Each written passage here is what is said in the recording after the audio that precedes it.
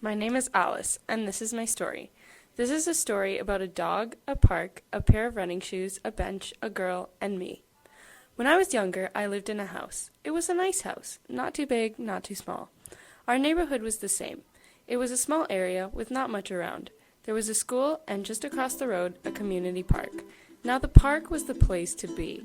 There was a ravine where you could look for cool insects and frogs in the summer, and hills to toboggan down in the winter. But one of my favorite spots in the park was a small bench that sat under probably the biggest tree you've ever seen. It had just the right amount of light and shade, a perfect spot to sit and read your favorite book. So that's what I did. Sitting there and reading or doing work became a daily habit for me. Every day I would walk my dog through the park, and we would play fetch and just run around.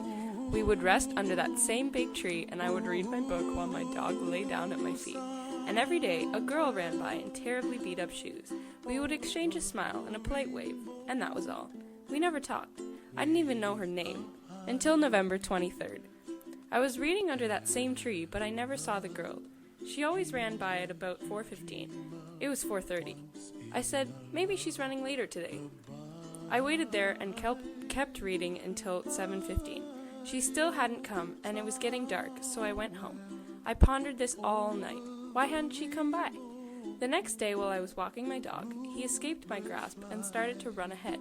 I tried to catch him, but I'm not very athletic, so I doubled over, wheezing. I looked down and saw two very new-looking running shoes standing at my feet. I looked up and saw the same girl that usually ran through the park. She smiled at me. "I think this is yours," she said, handing me my dog on his leash. "Thanks," I replied, smiling. I immediately knew she was the one. I went home and couldn't stop thinking about her. The next time I saw her, I brought up all the courage I could muster and asked her out. She said yes. We dated for 2.5 years on a special picnic on a hill that had a beautiful view of the city. I asked her to marry me. She said yes again.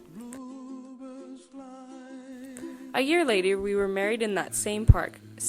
Soon after, we bought a house in the same neighborhood, just on the other side of the park from my house. Through all of this, my dog was getting really old, and his health was deteriorating. And one day, we lost him. We buried him near the bench we used to sit at, under that big old tree. But through sad memories, there are so many happy ones. Shortly after moving, Chloe and I had twins, Olivia and Owen. We made sure they grew up in the park and had space to run around. We still visited the park every day. Life couldn't have been greater. All the children's childhood milestones took place at that park. But then, as we all got older, Alice and mine's health started to decline.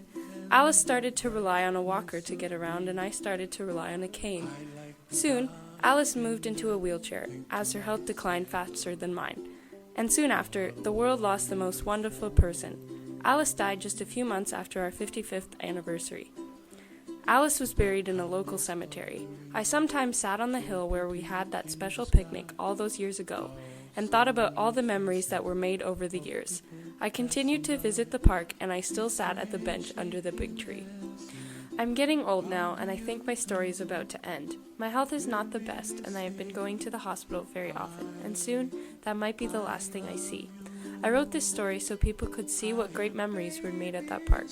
So, this is where my story ends and yours begins. Then we'll know, and I think to myself, what a wonderful world. Someday I wish upon a star, wake up where the clouds are far behind me, where trouble melts like a lemon drops high above the chimney top. That's where you find me, oh, somewhere over the rainbow, way up high. The dreams